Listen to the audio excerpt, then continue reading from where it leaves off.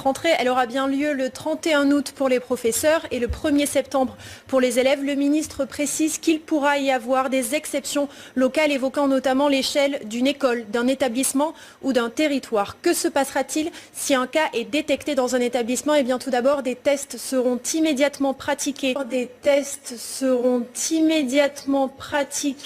Sur la classe et sur l'école. Cela permettra de remonter la chaîne de contamination avant une possible fermeture de l'école ou de cette classe. Qui devra ensuite porter un masque? Eh bien, les parents sont clairement informés de la procédure lors de la survenue d'un cas, qu'il concerne son enfant ou un autre élève.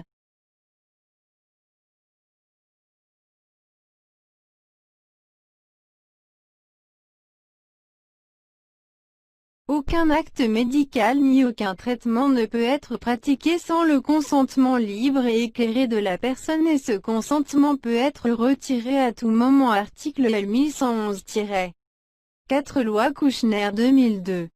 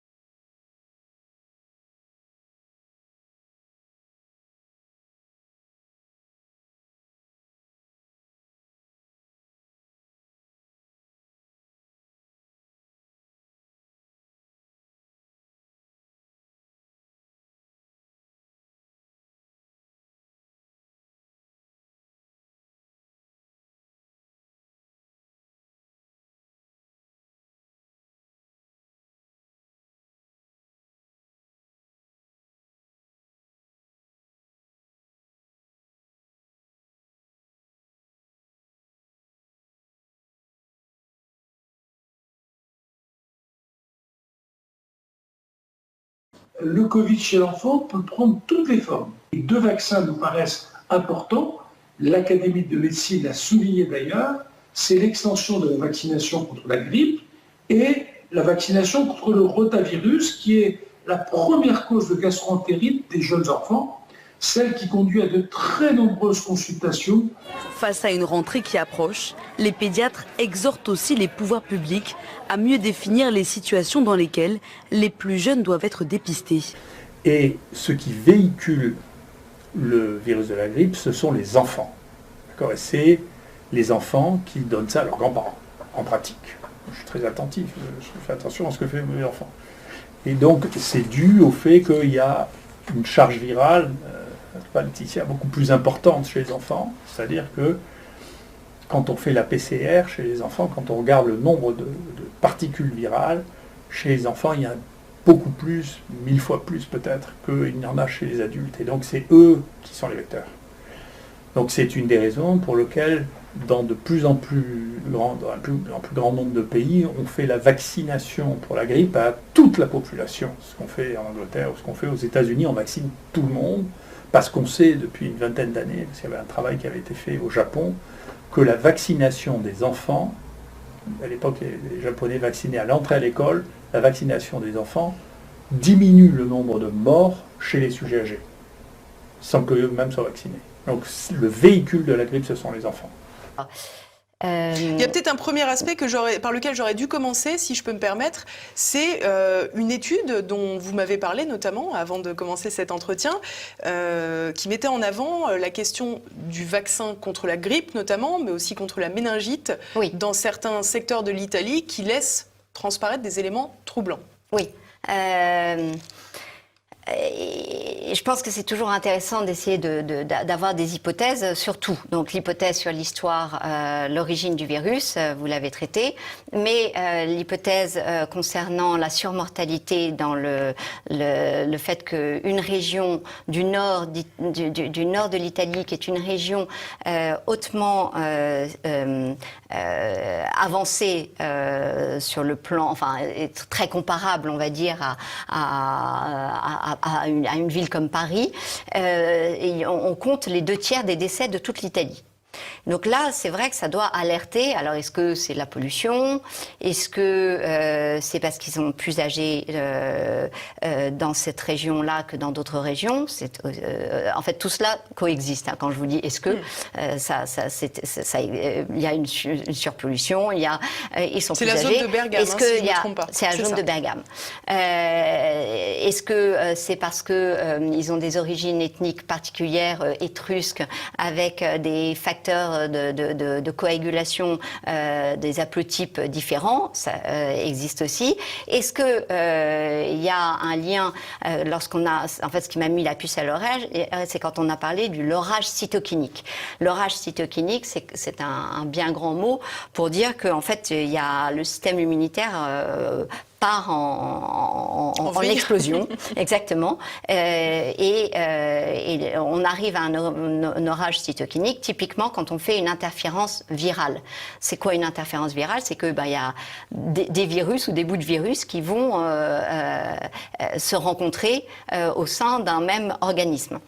Et là, il y a une espèce de phénomène d'amplification des méchants étrusques récalcitrants qui ne se faisaient pas vacciner contre la grippe. Et cette année, alors là, il y en avait plein les médias, ils étaient extrêmement contents parce qu'ils avaient eu 185 000 doses, ils avaient vraiment vacciné à un très haut niveau la population des plus de 65 ans en Italie. Ça, c'était en fin octobre. Vous pouvez trouver tout cela. 2019. Et puis, en janvier 2020, là, on leur dit, oh là là, il y a des cas de méningite qui arrivent. Donc, bam, à nouveau, vous vous faites vacciner contre la méningite. Et là, finalement, simultanément, puisque d'après le docteur, alors je ne me souviens plus de son nom, le docteur Remuzzi, qui est co-auteur quand même d'un récent article dans Lancet, lui dit que le virus on pourrait parler déjà... Lancet aussi, du coup, maintenant. Le virus sévissait déjà depuis octobre 2019, vu les spécificités de la pneumonie clinique qu'il a pu analyser. Eh bien, donc vous voyez un petit peu cette population âgée qui se retrouve dans un contexte idéal d'interférence virale. Et là, c'est plus forte raison que personne n'a jamais nié finalement que quand on administrait un vaccin, il fallait le faire sur un organisme sain. En bonne santé, exactement, même si on a tendance à l'oublier. Ou de la même façon, lorsque vous avez été vacciné, il est important que vous ne rencontriez pas un virus dans la foulée parce que vous avez ce même phénomène qui peut survenir. Et il y a cette étude donc, dont vous parlez, qui est effectivement très intéressante, de l'armée américaine, qui a repris plusieurs milliers de patients non vaccinés et vaccinés, et qui a regardé finalement la survenue d'infections respiratoires autres que la grippe. Moralité, lorsqu'on regarde ces études, on doit au minimum discuter sans plus attendre de l'indication qu'il y a à vacciner notre population âgée cette année, où on sait que le Covid circule encore, même si l'épidémie dans son cycle est terminé, le virus circule encore, parce que sinon on a une chance, d'après ces études, d'augmenter 1,5 fois à 2 fois la possibilité d'avoir certaines infections respiratoires, et notamment véhiculées par le coronavirus. Donc, vous voyez, ça fait partie de ces choses que j'aimerais voir discuter. Parce que, évidemment, personne n'a la solution, ni moi, ni personne. Mais au minimum, on doit en discuter pour rapporter peut-être des éléments de la littérature que les uns ou les autres, auxquels les uns et les autres sont confrontés.